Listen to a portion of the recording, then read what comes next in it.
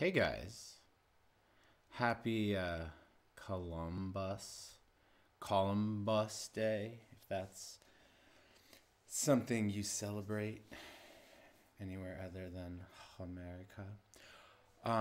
We'll get things going in a couple minutes. This is the Electric Peanut Butter Company. This is not time for kitty chatter. This is the Electric Peanut Butter Company on the song Flexi Funk.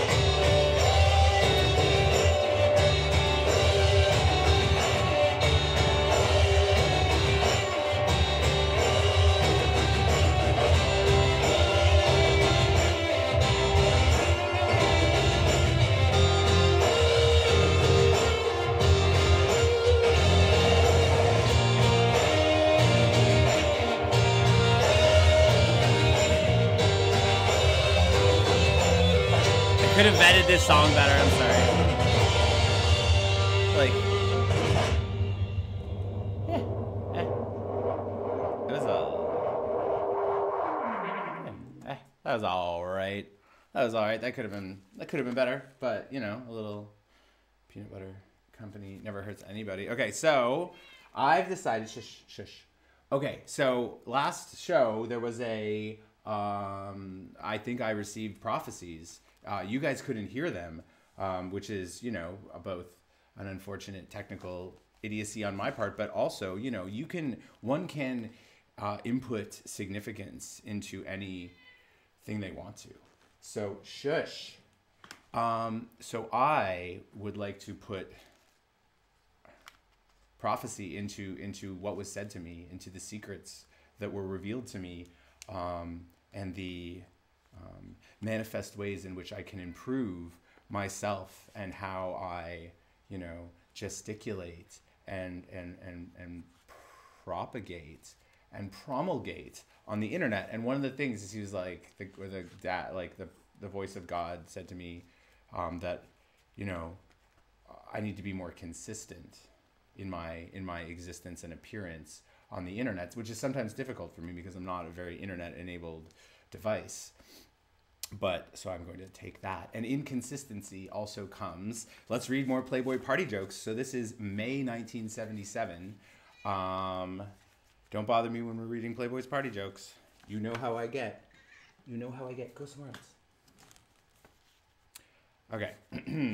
Golf didn't come naturally to the housewife who was taking up the game, and the basic problem seemed to be a defective grip.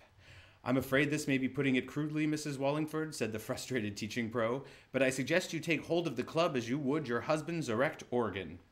The woman made the adjustment, swung the club, and drove the ball 200 yards down to the fairway. Great shot, exclaimed the astonished pro. Now I suggest you take the club out of your mouth and try using it with your hands. Wah, wah. Okay. There's a report about an entrepreneur whose idea is to set up a weight guessing stand in a singles bar. We suppose it could be referred to as a way-a-lay plan. Our unabashed dictionary defines flat-chested secretary as a topographical error. Sexist? Yes. I don't see why you're complaining, sniffed the manager of the cable TV dating service. After all, you have to admit that what you saw was what you got. Oh, I agree that the picture as you showed it to me was fine, retorted the client. But during the date itself, there proved to be some difficulty with horizontal adjustment. So this joke requires a knowledge of I think, cathode ray televisions, or like there used to be a way that you could control the horizontal and the vertical, because that was the way that the image came to us on those style of TVs. So that's an excellent joke, but you know, a little perhaps post a little ante-internet.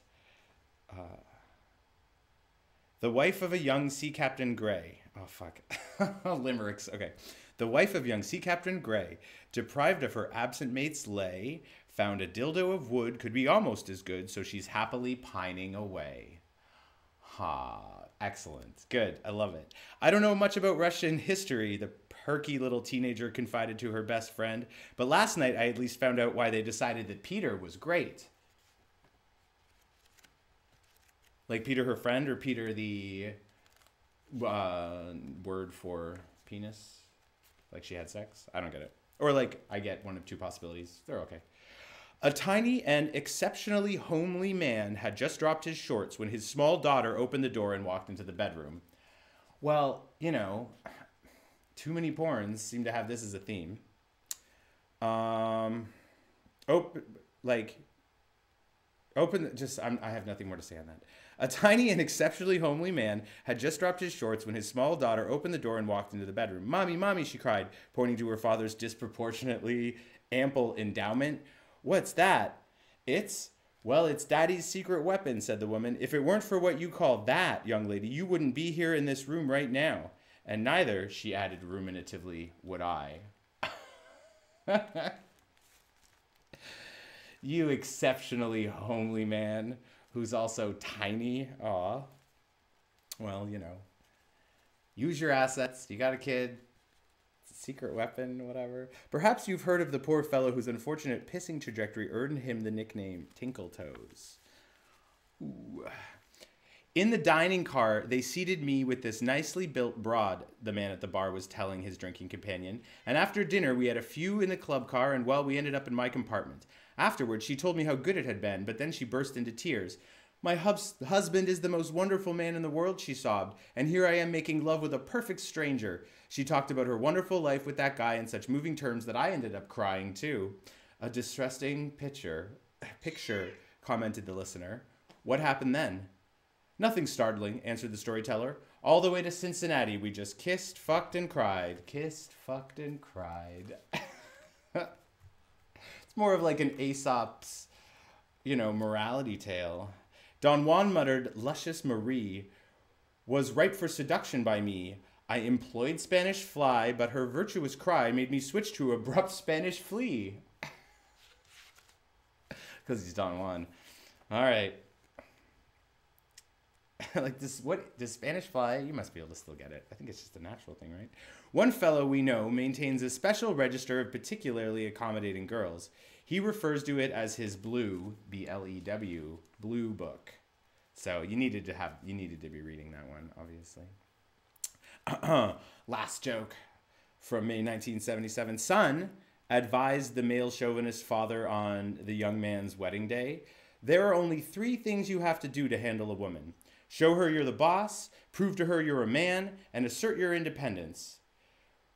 When the couple returned from their honeymoon, the father asked the son how things had gone. Just fine, Dad, said the young man. I followed your advice and made the situation clear to Betsy on our wedding night. As soon as we were in our hotel room, I tore off her clothes to show her I was boss.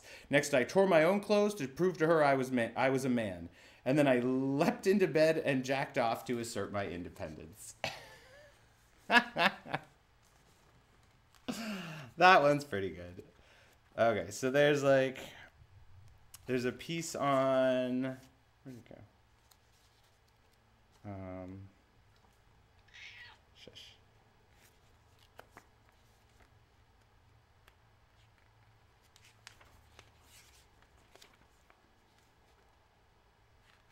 This might be interesting. There's an interview with, is it Gerard Demonio or something like that, who is the director of Deep Throat. It might be interesting to hear this interview. I don't know Damiano's voice. The phone lines are open.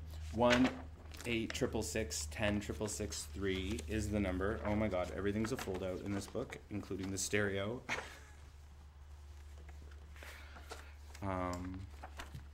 Yeah, 1-866-10-6663. Give me a call.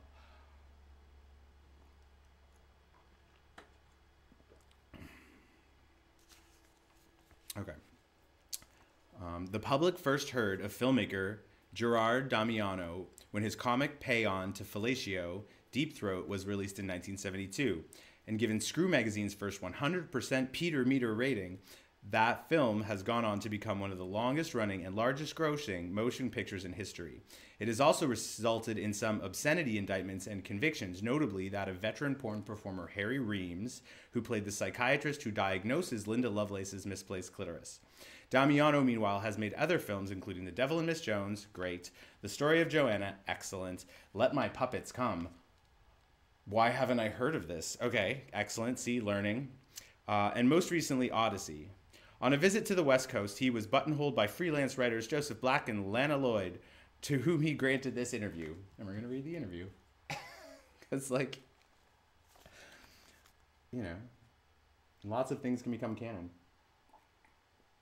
Fodder, if you know what I mean. Playboy, how'd you get into the business of making porno movies anyways? Damiano, where else could anybody who wanted to break into the film industry go? You cannot go to Hollywood, cannot break into the union system, and if you are unfortunate enough to get into a particular union, you're then confined to that union doing one task for the rest of your life. That's no way to learn film. You have to learn doing low-budget independent films, and most of the financing available is for sexploitation films. So that's what I did. I didn't start with hardcore, though. The first film I did, Teeny Tulip, had simulated sex. Playboy. Were there any big stars in it? Oh, God. Ask better questions. Just big asses. Back in those days, actually, we had better actors and actresses to work with. Back in those days. So it's like, it's talking about 3 years ago. Back in those days, we had better actors and actresses to work with. They were people who wanted to learn a craft. See, that's what I'm saying. People who wanted to learn a craft. Today we deal with Ali? What? Sorry. Today we deal with, unfortunately, people who are willing to ball on screen. I would like to be able to work with an actor who is willing to ball on screen. I'd give 10 years of my life to be able to do an honest film with Al Pacino. All right. I like this. I like you, Gerard Damiano. How was Linda Lovelace to work with? The most magnificent person in the world. Honest, totally naive, and honest. If anyone ever describes you like that, be concerned. What? Did you audition her Deep Throat talent yourself? Playboy, ask better questions. No, her manager and then husband, Chuck Trainer, brought her in, and that was one of the attributes Linda brought to the picture. It wasn't anything I had to do with. What I did do, which was almost as important, was to give it the label Deep Throat. I put a name to her technique, and then I immortalized it for good or bad by writing a script about her based on her unique talent. Unique talent. It, like, does everyone know, does everyone who espies the, you know, contemporary seascape of pornography, that this sort of like deep throat choking, gagging, spitting, like all of like that is from a very niche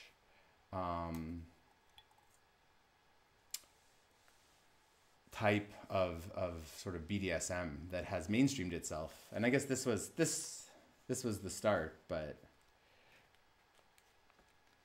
like how has pornography changed us is, I think, a huge question. And I think it's such a big question that we can't answer it. There's no way.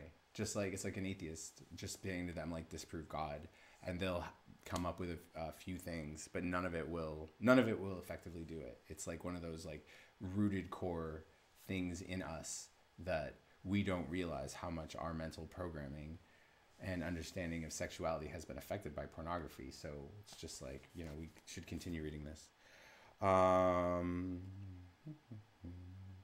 Isn't there usually a casting couch system involved in hiring actresses for a porno movie? Playboy, you're asking terrible questions. No, there never has been. Think about this for a moment. Take a girl who holds up a box of soap and does a 30-second commercial from which she could receive residuals up to $100,000. That lady, as sweet as she comes across on film, will suck and fuck anybody within a 30-mile radius to get that job. But when a girl applies to be in an X-rated film, she's going to make a pittance, $100 maybe, for 16 hours of work. She doesn't have to fuck anybody to get that job. That's why there are no prostitutes in low-budget films. The job doesn't pay enough. A hooker can make $50 an hour, which is a lot better than $100 for 16 hours working in the worst of conditions. Playboy. Worst of conditions? It's not true that a porn movie set sometimes turns into an orgy? Playboy. I know this is a preconceived idea many people have, but making a porn movie is a turnoff. You can look at fucking for 5 minutes and it's exciting, but after 5 hours, the last thing in the world you want to do is fuck. Fucking does not beget fucking. Fucking alleviates fucking. Think about it. Have you ever had any problems with actors transmitting venereal diseases? Not in my experience. I'm not saying VD isn't a national problem. It is, but it's not rampant in X-rated films. It's pretty big in high school. Isn't making porno movies a good way to get laid? Damiano, again, exasperated, not for me. Part of my success in making sexually explicit films, I think, is due to the fact that I don't fuck my actresses. We're not talking about what happens in my private life after the film is finished, but I think the minute you approach people on that level, they stop looking at you as if you were a professional. Great. How about some other problems involved in making your films? In the story of Joanna, for example, Terry Hall was whipped. Was that whipping real? Damiano. Yeah. Playboy, do you have to get special insurance to cover that? The only insurance we have is if the lady gets pregnant while doing a fuck film. We're covered by workman's compensation. Interesting. Has making sex pictures made you a millionaire? No, I am well off. I'm successful, but I'm not worth anywhere near what people think I am. None of my films have been great financial successes. Some of my films, sorry.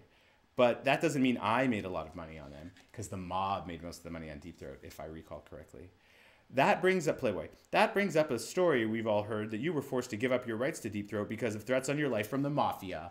Nailed it. Is that true? Like, this is my first reading of this, right? Is that true? Oh, but he answers negatively. Absolutely not. I'm not saying that people haven't been threatened. I'm talking about myself. I sold out my rights to the company for $15,000, which wasn't much, but I did it because I didn't want to continue making Deep Throat and return to the Valley of Deep Throat. Deep Throat, which was made in... Next question. Deep Throat, which was made in 1972, is still playing across the country. How long do you think it will carry on? Damiano. As long as it's being harassed the way it is, forever.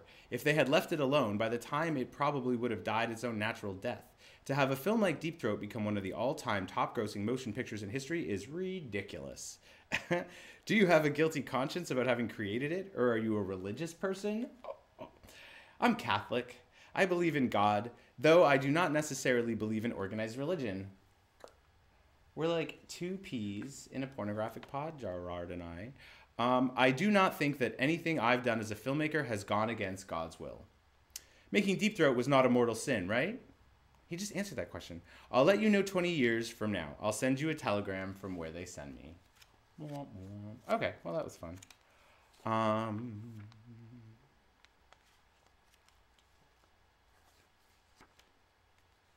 There's also like a conversation with the original cast of Saturday Night Live. That looks really good.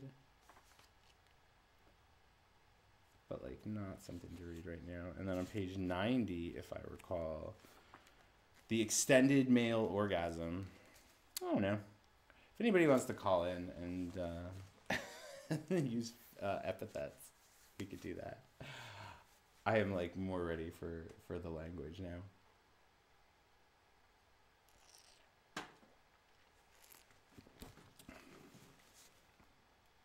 Okay, so mini orgasms, multiple orgasms, long playing love. Here's news that can actually change your sex life, the extended male orgasm. Please note that the guy has a cigarette in his mouth. Which I think, did they know then about erectile dysfunction relating to cigarettes? Oh, and they each gave each other a 7. Aw. Dr. Mina Robbins, a clinical psychologist who treats patients with sexual dysfunction, is an associate professor of human development at California State University in Sacramento. Blah, blah, blah, blah, blah. They delivered a paper on the multiple male orgasm. The presentation may not have been as earth-shaking as Einstein's paper on the general theory of relativity, but it was a lot more fun. Dr. Robbins and Jensen told the Congress that they had encountered a young man who claimed to have an odd talent. During intercourse, he could experience up to 6 mini orgasms, each lasting a minute or so, before finally letting go for the big O, complete with ejaculation. The two researchers were curious. In 1948, Kinsey had reported that 14% of the male population had the ability to experience more than one orgasm, i.e. ejaculation, in a given session. The talent was most prevalent amongst the young, 55% of pre-adolescents, and declined with age, 9% of men under 30. The California man's response seems to be different. A new kind of orgasmic capability, Robbins and Jensen, invited him to duplicate the feat in a laboratory setting. They had him hooked up to a polygraph and discovered that he was apparently telling the truth. While making love to his girlfriend, the wired-up volunteer experienced all of the signs that accompany orgasm: increased respiration, increased heart rate, increased tumescence, muscular tension, urethral contractions, anal contractions, and the altered state of consciousness generally associated with climax. Whoa. And he experienced these symptoms several times during the hour, each time without ejaculating. His erection diminished somewhat after each peak to recover within 15 or 20 seconds for another surge. Although the paper did not go into detail, it is assumed that the young man's partner enjoyed herself.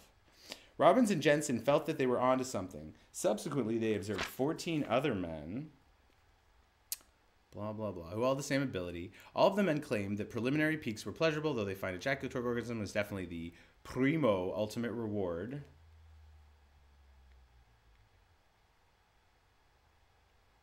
What does this mean to you? Sex research is a sadly neglected field, bordering on the disreputable. Really now, what is there to know about the old in and out? The basic act is fairly simple and more often than not successful. If it weren't, we wouldn't be here. Our ancestors would have lost interest and gone the way of the dinosaur. It all seems so obvious. There is nothing new under the sun, Bible verse, or under the covers, not Bible verse either. Yet when it comes to sex, we suffer from a certain individual and communal amnesia that makes the study of love a necessity. Each of us tends to forget what the last time was like. The next time takes us by surprise. And because every time is different, we tend to do pretty much the same thing to produce that delightful difference. If you're winning at craps, don't move to 21. We are conditioned by a very seductive reward, pleasure. Consequently, we become set in our ways. We forget the alternatives, facts, potentials, and possibilities. It is an ignorance born of bliss. This is a good article.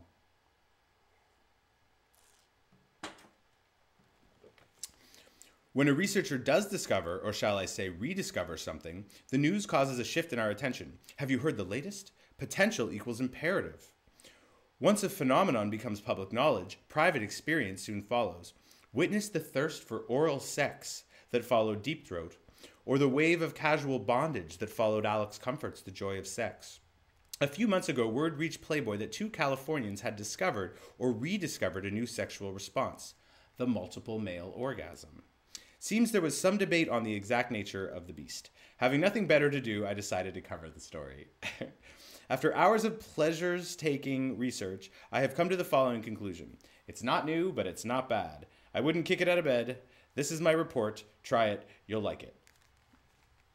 Okay, what? My opinion was shared by the National Press Corps. What is going on here?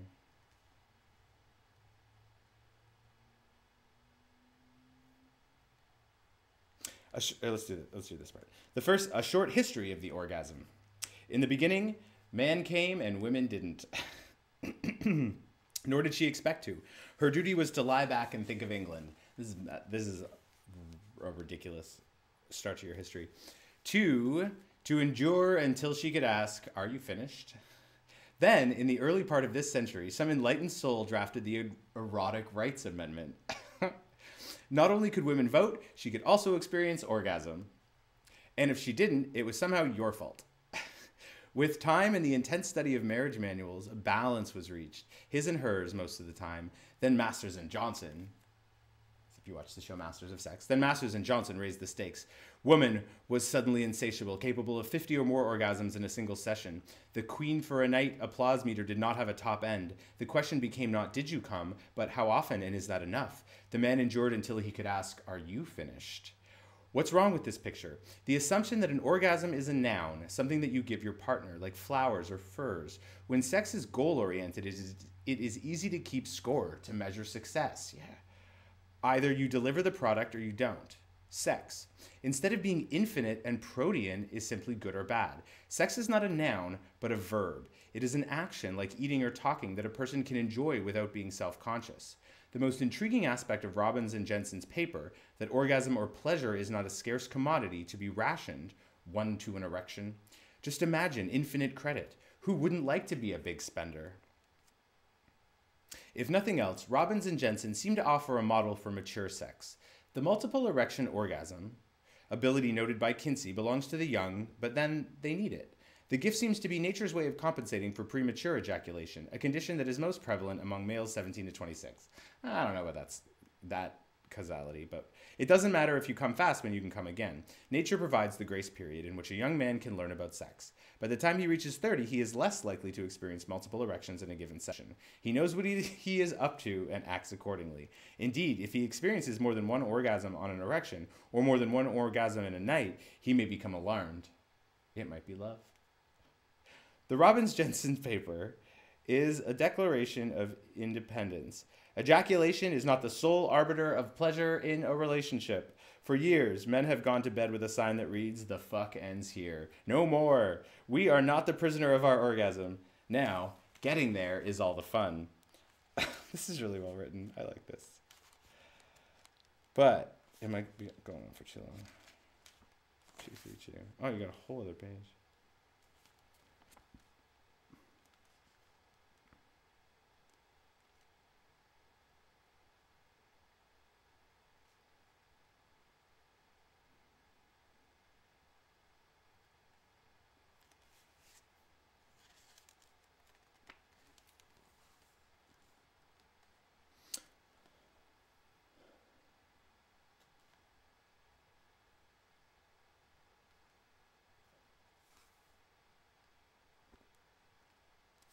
No, it's too long. I don't know. It's good. It's been good while it lasted. Oh, it's way too long.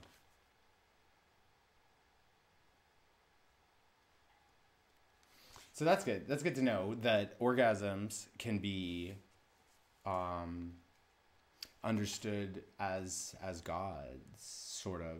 That they are without quantity. That's good to know.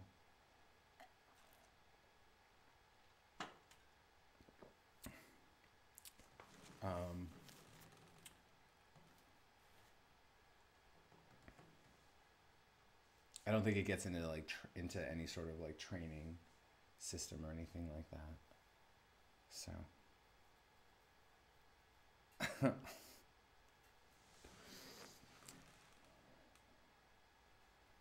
But yeah, like yesterday, my prophecy calls were good. They were meaningful. They were meaningful, challenging communications with forces. um, some violent, some berating, but nevertheless meaningful and touching. And I have put great thought into them. I like flipped through the rest of Ezekiel to see whether or not there was any crime or reason to continue reading it. It turned out there really wasn't. He's just like constantly upset about this house that he's in and stuff. Yeah. So whatever.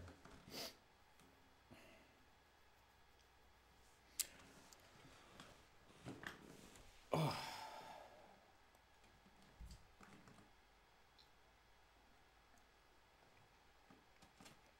I think I like slightly fucked the camera up here. Maybe if I do.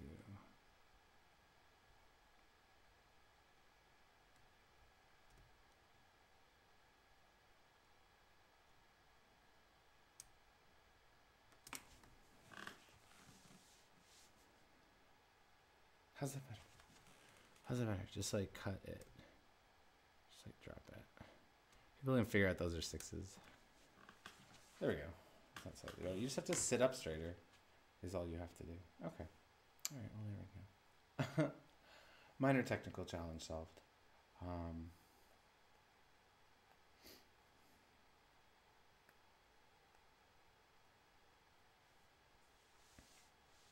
I think also like I don't need to prolong this. I think part of the reason why I'm on tonight, other than enjoying reading what I read, is to just like I wanted to give the number of people who yesterday found cause to call. I wanted to give them another like opportunity to do so, to perhaps continue the conversation that we had, having fixed my audio problem. Just like I was hopeful that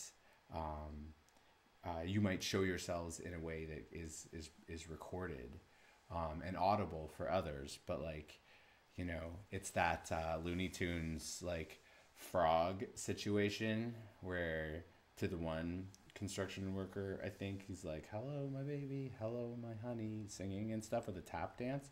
But then the other guy, he shows it to him and it just says ribbit. So I think that might be occurring right now in a spiritual cosmic sense as it pertains to my prophecy. But at the end of one of the calls, I was challenged by the caller to harm myself, and I just wanted to come on tonight and say that I do not intend to do that, nor do I think that what I am doing is a waste of my time. And now it might be a waste of almost everyone else's time, but time, as we learn from Einstein, is relative. And so it's not a waste of my time, and I think there is a potential that I am doing good, or doing more good than less good. And if it's worth my time, and I feel, whether or not anything is true in an objective sense, whether or not that's the case, I think that I am doing more good than less good with my time. And so I just wanted to be available for you in case you wanted to share your time with me. But I am not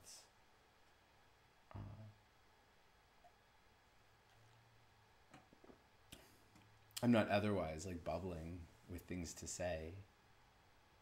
Does anyone have Bitcoin?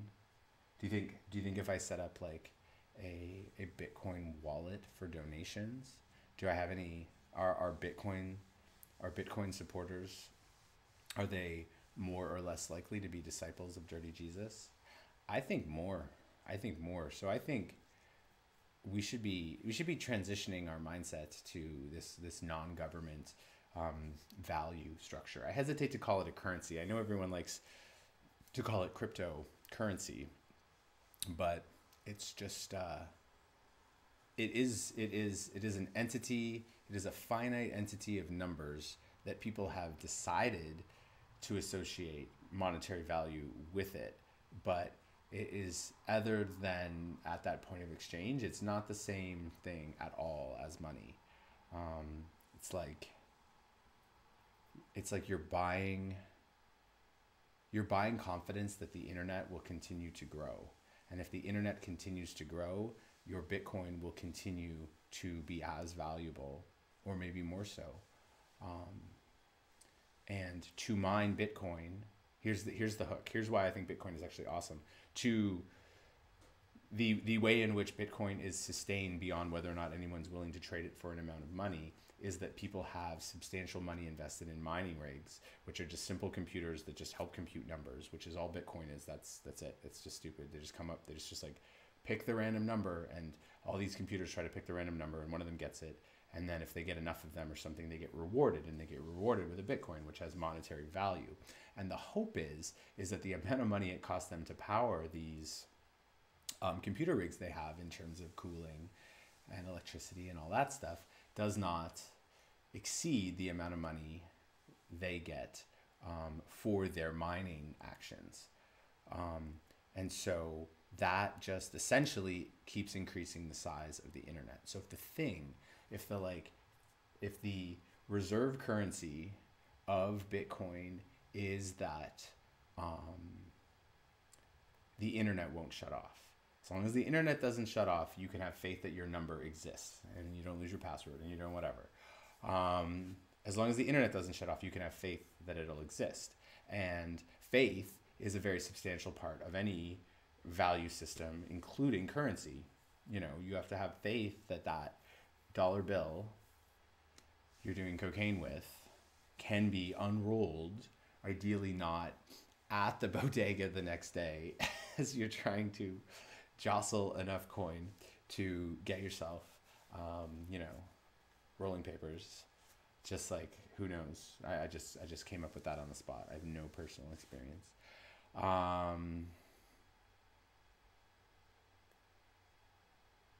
Will be like, you have to have faith that that dollar bill will be taken by the guy who runs the shop, because like that's like currently that's currently the one you have. So Bitcoin is in a weird way like a pyramid scheme, but I think it's a pyramid scheme that can work, because it's like, if you believe in it and you have invested yourself into the propagation of the belief of it to others, because it has value attached to it, more people are going to know about it, and more people are going to want to be engaged and invested in it, and its value will likely increase. Its power will definitely increase. So what will happen as governments figure out the sort of crypto space is this growing behemoth, this unceasing, unstoppable urge to compute, which is really all a computer is. It's like it's pulling the wool back over the eyes of those people who want to use the internet as a system of surveillance and control. And I'm pretty supportive of that ideology, that they're doing that for sure. They're taking it back in a way, but for you to participate in the taking back of the internet, in the reconceptualization of valuation to the point that we could possibly consider eliminating nationalist currency, to do that, you have to believe in it enough to get some. But then if you get some, you've improved its chances of being believed in by someone else. So, and then like, where does it go? Where does it go? Because it's a finite economy, right? Like there's only like 21 or 22 million of these Bitcoins. Now they can continue to be divided down additional tenths, and people can ascribe whatever value you want. But it's not just, don't just think of it in terms of like, how much money can I get for a Bitcoin? It's more like, think more fundamentally about what it means that you have a denationalized value structure that you can participate in, and what could it be used for that is more significant than just transferring it back into its original currency? How else can you conceive of its value?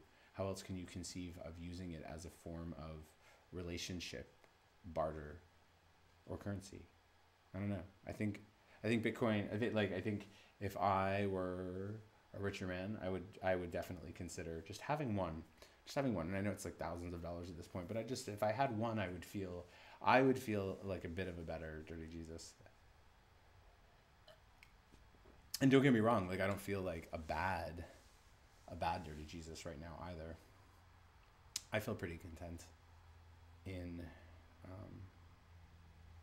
who I am. Where'd that light go? Oh, the light went off. Okay. In who I am, why I do what I do, and whether or not it's worth my time. Because time and Bitcoin are just relative. It takes a lot of time to invent a currency that is unenforceable and, within its own system, untaxable. See, that's the real problem. Sorry, I was at like a couple of Bitcoin conferences, but I wasn't like holding back. So that's the other problem is that keeping Bitcoin within the Bitcoin space is glorious and untrackable by governments and untaxable. But when you treat it like a secured investment, and then the government knows that you have been investing your money into this, and if you transfer it back, like you're going to get charged with like whatever those capital gains taxes are, like anything that relates back to a controlling currency of government. So we need to start thinking beyond this relational to the fiat currency, because it exists to disrupt and destroy the fiat currency. So we need to start doing more like Bitcoin to Bitcoin things. Like Bitcoin needs to become something that is gifted to people. It needs to become an offering. Bitcoin has the potential to be the first non-idolatrous currency of value, and that's a big fucking deal coming from Dirty Jesus. Although on e-cult.org, I think I do have a doppelganger. His name is Crypto Jesus, and I will play that character at various IMF meetings if requested. Of course, it might not be requested at all. Yeah, so that's my challenge to everybody is think about like the redistribution of the numbers games that run our lives, the single orgasm, the fiat currency structure. Those are the two things that I want you to think about. And 1-866-610-6663, I'm going to stop streaming in just a moment. But that phone number doesn't stop when I stop. That phone number will continue to receive your inquiries, your comments, your admonishings, your love offerings, your pain, your gain, all of that. 1-866-610-6663. So I wish everyone a great evening. To my trollish, I say, see, I'm difficult. Like I want to not subjugate you into my headspace as trolls. So like I do want you to call back. I would like to discuss more things with you in a manner and in a way in which other people can also hear them. But maybe you don't exist. Like maybe it was true prophecy. Like suck it up, everybody. Like I experienced a prophecy. I experienced multiple male prophecy. I definitely did. And I now have to share it with you, and it disrupts everything you think and know about the Bible. And you can accept it as truth, you can deny it as falsity, or you can like be so angry that you have to kill me for it. But like I saw the truth, and the truth is that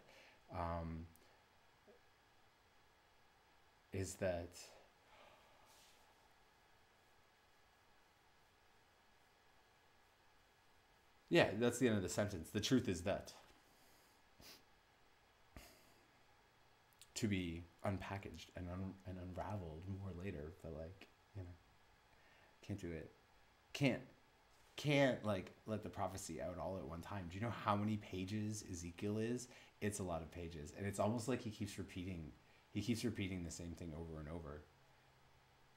I think Ezekiel was mad, like a little, like he could have had spent some time in a like, early AD, no, late BC, before me, BB, late BME sanitarium, and would have possibly rectified most of the things that he decided that he needed to have written down, and then have integrated into a book that, for arbitrary reasons, people now like to say have to be accepted, cannot be questioned by preachers. Preachers just have to like put forth the word. But you, as a preacher, don't not only do you not get to decide who gets to be a preacher versus prophet in the current time, you also have no idea about the people who made the decision about who was defined to be a preacher or a prophet in those times, that whose voice got to be included in the book that then everyone else spoke of and taught of. There's madmen all the way down the line, back to and including my dad. So I would just say to the preachers on Twitter, who I don't really feel like communicating with that much anymore, because you throwing multiple Bible verses at me in a given tweet do not really, like, I don't have any reverse ammunition. I'm not an arms dealer, nor am I an ammunition proponent. Not a big fan. Don't think it accomplishes anything. But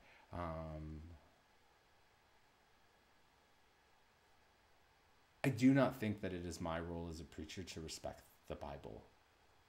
I think it is my role to respect my audience. I think it is my role to listen to my audience when they wish to communicate with me. I do not think it is my role to do anything with that book other than criticize it optimistically. There must be something good in there. There better be. People wasted a lot of time on the Bible, much more time than I've wasted on my, I hope similarly earnest experiment. It's just like, for one earnest thing, I'm just not gonna like overinflate, but I'm gonna say I feel like there's like one like dishonest thing that was jammed in the Bible to help fulfill someone's personal agenda. And I'm not a fan. I'm not a fan of that being informed to me as truth. So it's as simple as that. So I don't think you're trolls. I have a video of trolls taking down a Jesus hotline, but I'm not going to show it because I feel like I don't want to show it unless they call back. Or like maybe next time I'm on, I'll show it. I just don't feel like showing it right now, because it's really good. It's really good. It's hilarious, and I want to say to those people on the internet live chat, like, I'm not going there. I don't go there. It's not a thing I do. I can't type and talk to the camera at the same time.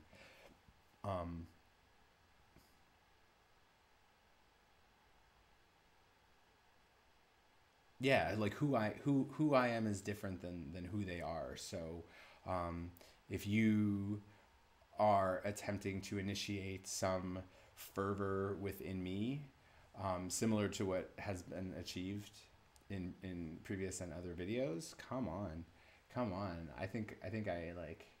I just, Jesus said, like, Jesus loves the little children. Let the little children come to me. Let the little trolls come to me. I worry about the freedoms and liberties you think you have on the internet, and the anonymity you think you have on the internet, and how your anonymity is sort of endows you with inhuman capabilities, like being different than you would be in the real world. If you are on the internet different than you would be in the real world, then that's part of this show is that I'm trying to help remind myself to be what wouldn't Dirty Jesus do, and what would Jesus do? You know, I'm trying to be a better person off the internet as well as on the internet. I'm trying to be a similar, consistent person. And that didn't used to be the case. Like, don't think I haven't, you know, been mean and aggressive and just spoutingly confused on the internet. I have. This is not one of those. You might think differently, but this is not one of those times. So I feel your pain. I don't know what your pain is, and if we can get past swearing, or, you know, threatenings, we might be able to provide some salve to your souls. So feel free to call at any time. Dirty Jesus loves the little trolls, definitely. Cool. All right. Well, in that note and case.